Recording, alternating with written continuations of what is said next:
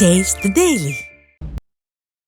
செங்கல்பட்டு மாவட்டம் மாமண்டூர் அருகே உள்ள பாலாறு பாலத்தின் மீது தேசிய நெடுஞ்சாலைத்துறையினர் சீரமைப்பு பணிகளை மேற்கொள்வதால் 4 கிலோமீட்டர் தூரத்துக்கு கடும் போக்குவரத்து நெரிசல் ஏற்பட்டது. இதனால் பொதுமக்கள், மாணவர்கள் குறிப்பிட்ட நேரத்துக்கு வீட்டுக்கு செல்ல முடியாமல் 1 மணி நேரத்துக்கு மேலாக நெரிசலில் சிக்கி தவித்தனர். முறையான திட்டமிடல் இல்லாமல் பணிகள் மேற்கொள்வதே இதற்கு காரணம் என பொதுமக்கள் குற்றம் சாட்டினர். கடலூர் மாவட்டம் சேத்தியாத்தோப்பில் உங்களுடன் முதல்வர் விளம்பர முகாமில் பேரூராட்சி நிர்வாகத்தை கண்டித்து குடும்பத்தோடு தர்ணா போராட்டத்தில் ஈடுபட்ட நபரால் பரபரப்பு ஏற்பட்டது. மின் நகரைச் சேர்ந்த ராஜன் தான் வசிக்கும் வீட்டிற்கு வீட்டு வரி ரசீது கேட்டு நீண்ட நாட்களாக பேரூராட்சி நிர்வாகத்திடம் அலைந்து வருவதாகவும், ஆவணங்கள் சரியாக இருந்தும் வீட்டு வரி ரசீது தராமல் இழுத்தடித்து வருவதாகவும் குற்றம் சாட்டினார். அலட்சியமாக இருக்கும் விடிய அரசு அதிகாரிகளை கண்டித்து குடும்பத்தினருடன் அவர் தர்ணாவில் ஈடுபட்டார்.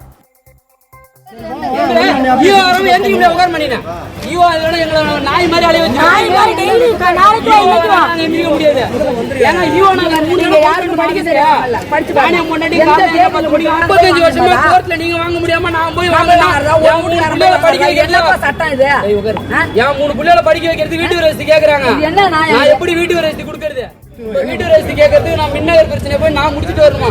தனிப்பட்ட ஒரு மனிதன் எப்படி போய் மின்னகர் பிரச்சனை? 35 வருஷமா ஒரு பேரூராட்சி பூங்கா வாங்காம என்ன போய் பூங்கா வாங்குன்னு சொன்னா எப்படி வாங்குவான்? ஒரு வீட்டுக்காரன் போய் வாங்குறதா? கோர்ட்லயே வாங்க முடியல. நீங்க 35 வருஷமா கோர்ட்ல நீங்க வாங்க முடியாம நான் போய் வாங்குறேன். படிக்க வைக்கிறது சட்டம் இது.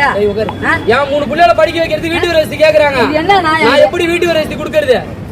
நான் கவர்மெண்ட்டுக்கு வரி கட்ட தான் நிக்கிறேன். வரி ஐப்பு பண்ண நிக்கல, கவர்மெண்ட்டுக்கு வரி கட்ட நிக்கிறேன். அந்த வரியை வாங்க நீங்க ஏன் மறுக்கிறீங்க? சிவகங்கை ரயில் நிலையத்தில் ரயில் முன் பாய்ந்து இளைஞர் தற்கொலை முயற்சி செய்த சம்பவம் அதிர்ச்சியை ஏற்படுத்தியுள்ளது. காளையார் கோவில் அருகே மேட்டுப்பட்டியைச் சேர்ந்த ஜான்பால் என்பவர் ரயில் முன் பாய்ந்து தற்கொலை முயற்சி செய்தபோது ரயிலுக்கு அடியில் சிக்கி வலது கை துண்டானது. இந்த நிலையில் அவர் மருத்துவமனையில் தீவிர சிகிச்சை பெற்று வருகிறார். இச்சம்பவத்தால் பயணிகள் ரயில் சுமார் அரை மணி நேரம் தாமதமாக சென்னை நோக்கி புறப்பட்டு சென்றது.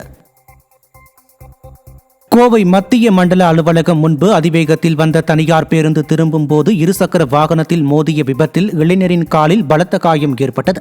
கோவையின் பல்வேறு பகுதிகளில் மேம்பால பணிகளுக்காக வழித்தடங்கள் மாற்றப்பட்டதில் தனியார் பேருந்துகள் அதிவேகமாக வந்து இதுபோன்ற விபத்துக்களை ஏற்படுத்துவதாக கூறப்படுகிறது. நிர்வாக திறனற்ற ஸ்டாலின் அரசு அப்பகுதியில் வேக தடைகளை ஏற்படுத்த வேண்டும் என கோரிக்கை விடுக்கப்பட்டுள்ளது.